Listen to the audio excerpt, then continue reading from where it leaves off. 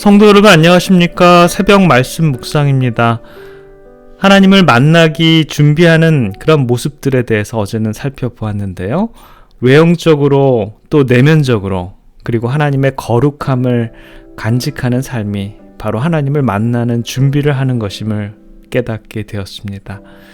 드디어 모세는 하나님으로부터 시내산에서 두 돌비, 십계명을 받게 됩니다.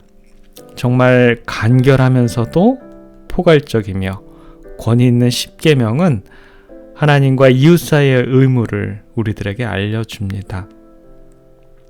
미국 갤럽 연구소가 18개국의 국민들을 대상으로 행복도 조사를 했습니다. 조사 결과 아이슬란드인이 1위를 차지했는데요. 추운 북대서양에 고립되어 사나운 바다와 싸워야 하고 겨울에는 밤이 무려 20시간이나 계속되며 물고기를 잡으며 살아가는 인구 30만여 명에 불과한 나라의 사람들이 가장 행복하다고 생각하는 비결은 무엇이었을까요? 아이슬란드 대학교의 사회학자 소르린드 교수는 그 이유를 다음과 같이 설명합니다.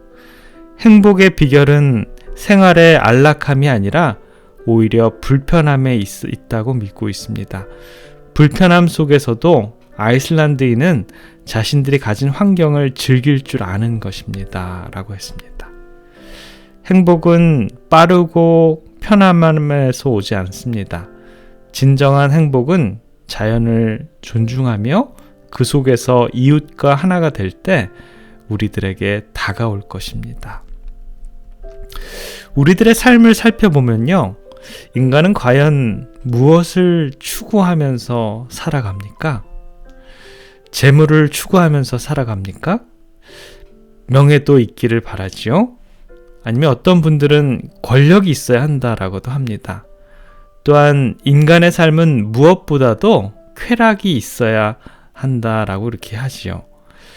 재물과 명예, 권력과 쾌락, 이 모든 것들을 갖춘다면 또 그 모든 것들을 갖추고 있다면 정말 그 삶이 행복한 것일까요? 꼭 그런 것 같지는 않습니다. 왜냐하면 사람은 관계의 동물이기 때문입니다. 우리의 소유가 아무리 많다고 해도 관계가 소원해지면 그렇게 행복할 수는 없는 것이지요. 그러나 우리의 존재함에 있어서 행복을 느끼는 두 관계가 있습니다. 나와 하나님과의 관계, 그리고 사람과 사람들 간의 관계입니다. 나와 하나님과의 관계는 하나님과 피조물 사이의 수직적인 관계이고요. 나와 이웃과 가족들, 사람과 사람들과의 관계는 수평적인 관계입니다. 그래서 하나님께서는 태초에 인간을 창조하시고 모든 만물을 창조하신 후에 이 두 관계를 보존하고 유지하기 위해서 두 제도를 주셨습니다. 창세기 2장 2절에 보면 하나님의 지으시던 일이 일곱째 날이 이를 때 마치니 그 지으시던 일이 다음으로 일곱째 날에 안식하시니라. 하나님께서는 하나님과 인간 사이의 관계를 유지시키기 위해서 그 일곱째 날에 안식하는 안식일 제도를 만들어 주셨습니다. 그리고 사람과의 관계를 유지하기 위해서는 창세기 2장 24절에 이러므로 남자가 부모를 떠나 그 아내와 연합하여 둘이 한 몸을 이룰지로다 라고 하면서 가정 제도를 만들어 주셨죠. 그래서 하나님께서는 하나님과 나와 사이의 관계를 보존하고 유지시키기 위해서 안식일 제도, 그리고 이웃과 가족의 관계를 잘 유지하기 위해서 가정 제도를 만들어 주신 것입니다. 그러나 아담과 하와가 에덴 동산에서 범죄를 범하고 난 이후에 이 두 제도는 확대되었습니다. 빛이 프리즘을 통과하면 한 가지 빛이 들어가서 7가지 색깔이 나오는 것처럼 범죄 이후의 이 두 제도는 확대하고 이렇게 다시 재해석됩니다. 안식일 제도는 죄라는 그런 굴레를 통해서 4가지의 다른 법으로 만들어졌는데요. 그것이 바로 십계명의 한쪽 돌비에 쓰여져 있는 내용입니다. 첫 번째는 나 외에 다른 신을 섬기지 말라. 두 번째는 우상을 만들지 말라. 세 번째는 하나님의 이름을 망령되게 부르지 말라. 네 번째는 안식일을 기억하여 거룩히 지키라. 범죄 이전에 아담과 하와가 에덴 동산에 있을 때는 하나님께서 제7일 안식일을 제정하여 주시는 그 법밖에 없었는데, 죄를 짓고 난 이후에는 하나님과 인간 사이의 관계, 이런 여러 가지 4가지의 새로운 법들이 생겨나게 되었습니다. 가정제도도 마찬가지인데요.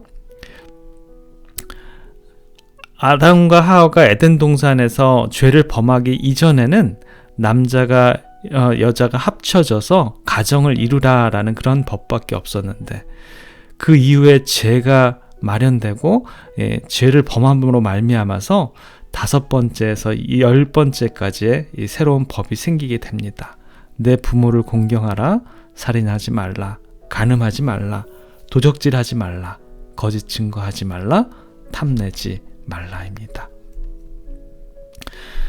그래서 이 십계명의 한쪽 돌비에는 하나님과 피조물인 사람과의 관계, 그리고 다른 한편에는 사람과 사람들 사이, 이웃과 가족들 간의 관계인 그런 이 새로운 법들이 생겨나게 된 것이지요. 그런데 그러면 사단은 어떤 그 인류를 망가뜨리기 위해서는 어떠한 계략을 가지고 있을까요? 사단의 마음속에는요, 인류가 지키고 있는 이 안식일 제도와 이 가정 제도, 하나님과의 관계와 사람들과의 관계를 파괴시키기만 하면 사단은 굉장히 기뻐하겠죠.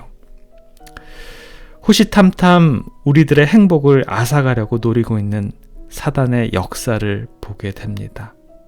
오늘 이 아침에도 가장 행복한 관계를 유지하시고 하나님과의 관계, 또 사람들과의 관계를 회복하시는 우리 모든 주님의 백성들의 삶이 되기를 간절히 기원합니다. 기도하겠습니다.